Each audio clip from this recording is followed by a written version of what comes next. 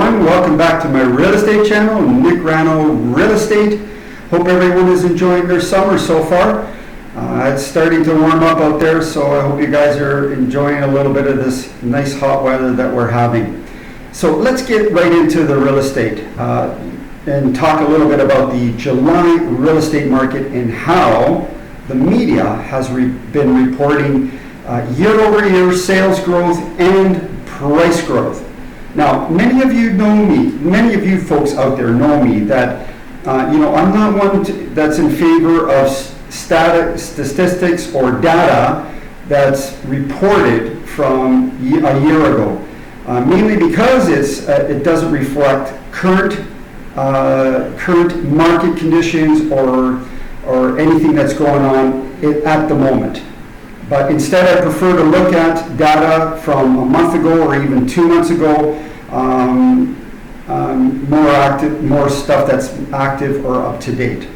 And also, it doesn't take into account further interest rate hikes that we have recently seen or will probably see in this coming Wednesday, which in my opinion, I think is probably going to adjust the market again and supposedly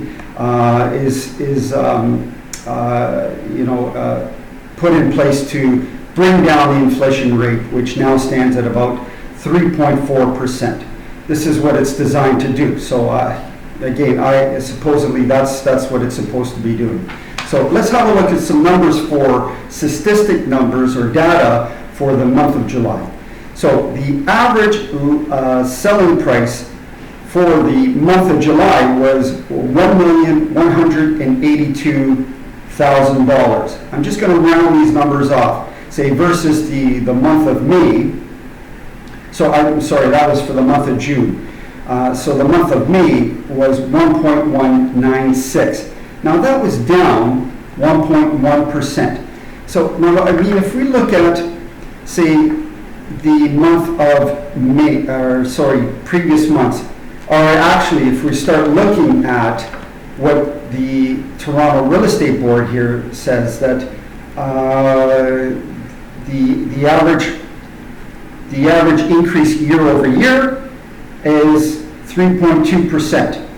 So year over year. So obviously, that's what the media is reporting. Year over year, 3.2%. But again, this has no effect on what's currently going on. If we look month over month, it's already come down 1.1%. So let's look at active listings. Active listings for the month of June was 14,107, say versus May, which was 11,868. Again, more listings on the market. That's an increase of about 18.8%. So, buyers are saying, okay, there's not enough listings out there. We don't see good inventory. Well, this is the most active listings that we've seen in the marketplace all year long. On average, we were seeing, 8,000, 6,000, 10,000. This is the most active listings that we've seen out there. In actual fact, 18.8% increase month over month.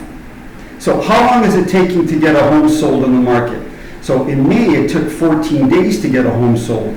And in June, it took 19 days to get a home sold. That's an increase of about 5 days.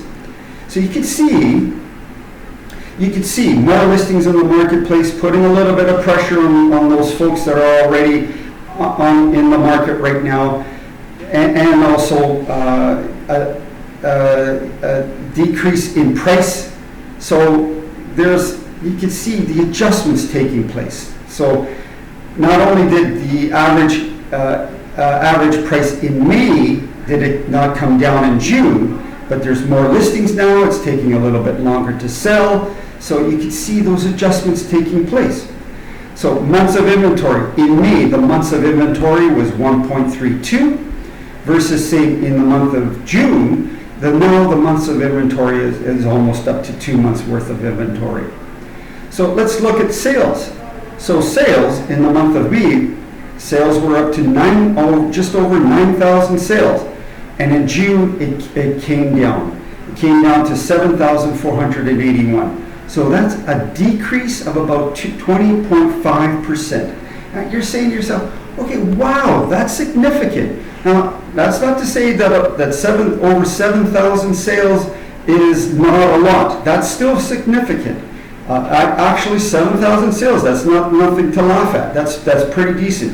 In my opinion, that's quite fair. That's normal, actually.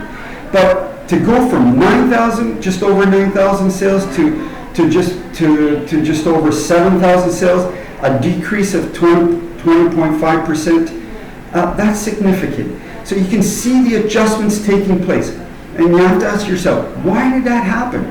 Well, so we had an increase in interest rates in May, and then now supposedly another talk about another increase in interest rates again in July, probably tomorrow, July the 12th. I'm guessing they're talking about increasing it again, going up to 5%. All of these factors have a significant impact on the marketplace. And it's having an impact in the sales and average price in the marketplace. But that doesn't mean doom and gloom.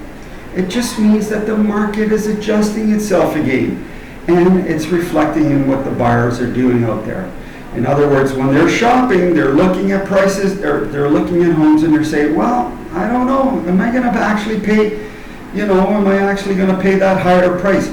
And they're pinpointing, they're looking, okay, well, does this home, fit that criteria? Is it going to need upgrades now? Do I have to pay this kind of money and then also put extra money into it to further upgrade this property? And how much is that property going to be worth? So and so. All of these calculations are taking place now. So you have to understand, the market is adjusting. Folks are looking at the homes a little bit closer. So here's my thoughts here. I always like to give my final thoughts here. I'm constantly working in several market areas with different clients.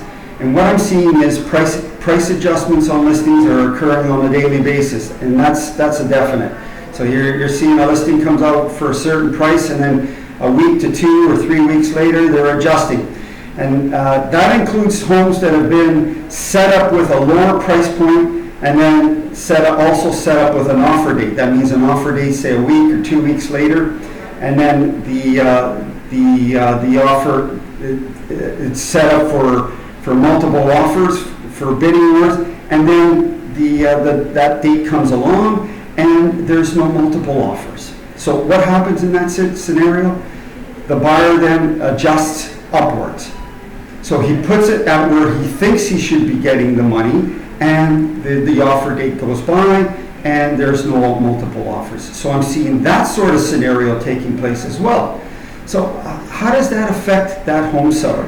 Well, it affects it negatively, quite honestly, because now, the property's been set up for multiple offers, and they didn't get multiple offers. Now the seller has asked, well, this is what I really want for the home, and so the price has been adjusted upwards instead of adjusting it where it should have been adjusted in the first place. The property ends up sitting for a longer period of time. So now days on the market is sitting there for a longer period of time. A buyer is shopping around and looking at homes, and first thing they're asking their agent, how long has this home been sitting on the market for? So the agent says, well, this has been sitting 30 days now. So buyer's looking at that and saying, well, two things. He's saying, well, what's wrong with it? And why is it listed for so much money? So he's asking all these questions, and it's a negative impact. So there's all these things that are going on. So when you're thinking about selling a home, you got to have a professional, an agent who understands, who's experienced, who knows what he's doing, and look at these numbers correctly so that he understands when he's going to market, he's doing it correctly, and not just doing the same old thing every single time. That one template fits all is not working, and you have to adjust. The agent has to adjust in order to bring the offer in at a decent price point. In order to even look at an offer, That's what's taking place in this marketplace. If you're not adjusting, then you're probably not even going to see an offer. And hey, listen, if your home is really nice, it doesn't even make a difference. You may not even see an offer. So you need to have an experienced agent who understands the numbers, who understands what he's doing, so that in order that you can even sit down and look at a decent offer.